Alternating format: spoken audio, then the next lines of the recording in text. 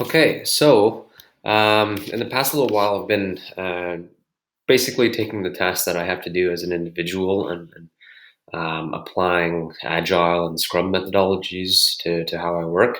So, for context into what Scrum and Agile is, if this is someone who's watching, or if I'm later watching and I don't know what it is for some reason, it's weird. I don't even know what this video is for, but I thought because I'm going to be going through my workflow, I might as well record a video and talk about it. And maybe it's useful.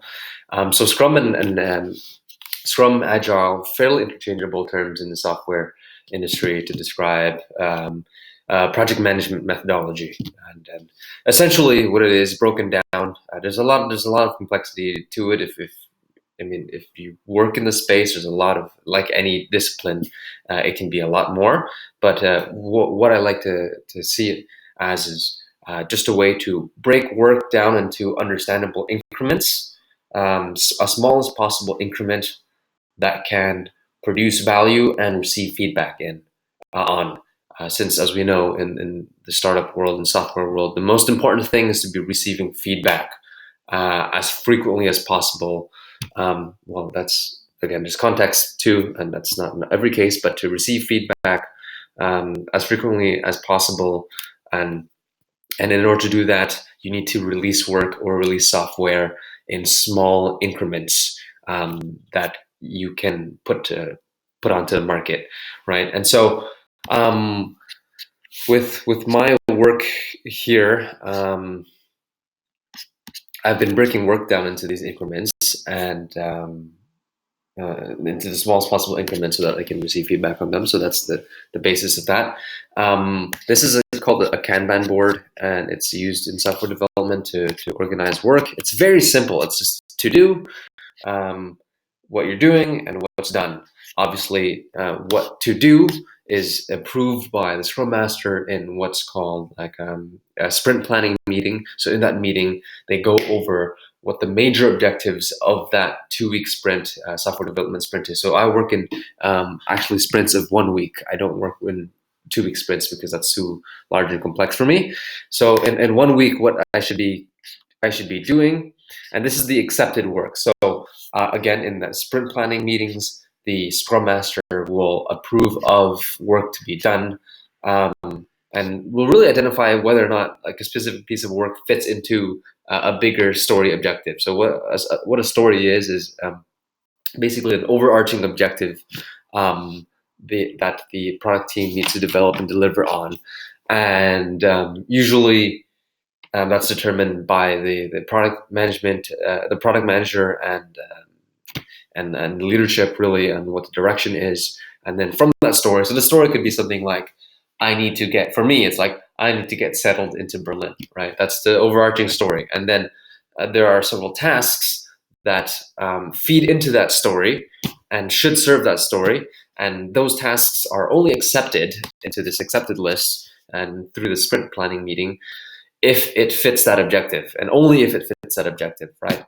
And then obviously there's variations in how you approve it. So there's, like how much time it takes, how much resources it'll pull on the team, and the impact it will make. So if there's a task that takes very little time and makes large impact, obviously that's going to be prioritized.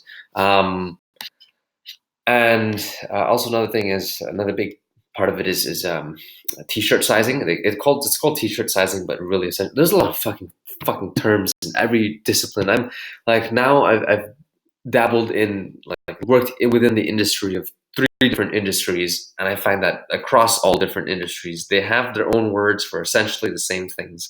That pisses me. Anyway, it's just confusing. But like, once you know, like, essentially what term is used to describe what thing, you see that there's so many parallels between what people are essentially talking about. But each industry does have a more developed vocabulary in the space that they tend to focus on more. So, for example, I notice marketing is more broad and speaks more to larger majorities of people, whereas user experience is actually I think a better way to look at marketing, because it studies personas much better. It studies the environment and the like pain points and the needs of users and customers so much better than marketing as a study does. But marketing is like a very macro level way to look at things, probably better purpose for large companies that are a bit more out of touch with their customers.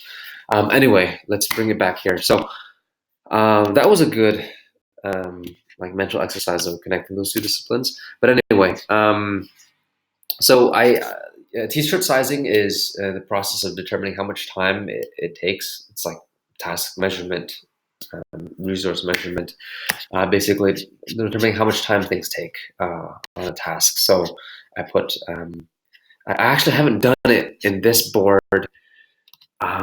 Usually I do it, but and you know, you should do it. That's the point. But let's see if this other board has it. No, I don't have it. Fuck, man. Okay, action board. So usually I should have it, but I'll put it in a bracket like this task requires like um, one unit of work. One unit of work, it depends on each team, how to each team work. But for me, one unit of work means like I can finish it within an hour. 2 units of work means I can finish it within half a day. 3 units of work means I need a whole day. 4 units of work means I kind of don't know. It may take 3 more days, and then you move that into your doing list. Obviously, you do it, and then the objective in Scrum and Agile is to complete is to push for completion. So again, the main objective is to put things out into the market that can then receive feedback on. And so if my task is to review literature on information theory, then that's actually not a task I can receive feedback on, but maybe like prepare literature on information theory, right? Prepare 5 points to make more concise on information theory. I put it into my doing list. When I complete it, then I can get feedback on it. But when it's in my doing list, the objective is to complete it as soon as possible before taking out another task. Because as we know, there's a lot of switching tasks. There's a lot of effort involved in switching tasks, switching between different tasks. And so in software development and in my own life now, complete something before moving on to something else. Make sure in this doing list, whatever you're fucking doing, make sure you're only doing like maximum 2 things two projects or 2 things at a time. Finish before moving on something else, because again, switching tasks, it costs your brain energy, it costs your brain glucose to make a decision on how to switch to things, how to absorb yourself within the content again. And again, we know now that we have limited amounts of glucose in our system each and every day. So we should really focus on only a few things. Very obvious stuff. I don't know why I'm even saying that.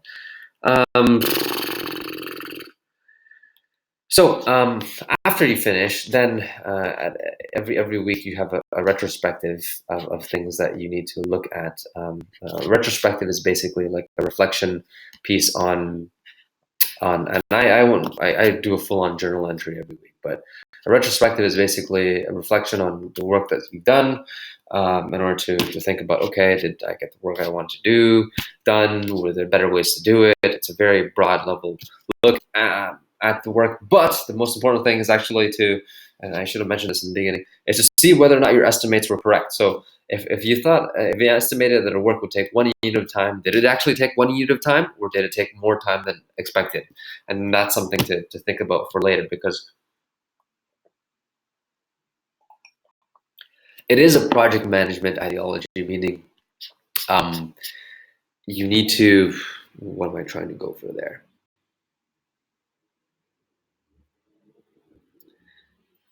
It is a project management ideology, so at the end of the day, the importance is placed on how well you can plan for the project, how you can manage the work to be done, and how clear your estimates are, obviously. Just because I'm using this, I'm applying this and I'm using it as my own kind of agenda calendar workflow, doesn't mean that I look at it only as a developer, and I don't look at it as a Scrum Master, who would be, I guess, project manager. Scrum Master project manager, interchangeable terms depending on industry. But it doesn't mean I look at it in terms of just a project manager lens, and developer lens, and I just drill work through without kind of like doing retrospectives and understanding whether or not like I completed shit on time. Yeah, that's about it. That's about it. Retrospectives are really interesting because you can get really nitty gritty and say like, okay, I failed on finishing these tasks and I passed on developing these tasks, but you might not realize things like, oh, pluses. I met fucking 11 people in this week. Like that, like was good work that was not my original intention or goal, but does really fulfill the original story point.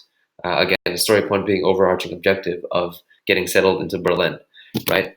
And so I noticed that when I do retrospectives, it's not just about like, yeah, I finished these tasks. Whenever you want to think about like, oh, if I finish this task or not, that's not the only way to look at things. And often you don't finish all your tasks, and it's okay. I only finish like maybe 60%, like 50% of my tasks. It's kind of low, but there's a lot of other things that I managed to do, which are arguably more important because they develop other aspects of the objective that like a single task doesn't really represent well enough. So I found that when you're doing retrospective planning or retrospective sprints, retrospective meetings, just so fucking a lot of fucking terminology. When you're doing retrospective meetings and you're looking back at what you've been doing, don't only look at the tasks, look at generally overall this week, how do you feel about your work? Are you feeling higher energy than last week? Are you more focused than last week? Are you more inspired? How? And how did that work? Some certain things bother you more than it should have. What are other interesting things that are developed in the background that like you should maybe think about right now? Because right now you're not working anymore. You're reflecting. And reflections are great for that type of shit. So anyway, that's all I want to say. Not even like I don't even know why I recorded this. I just thought it'd be cool to like talk about my process, and in talking about my process, understand my process better. Ciao.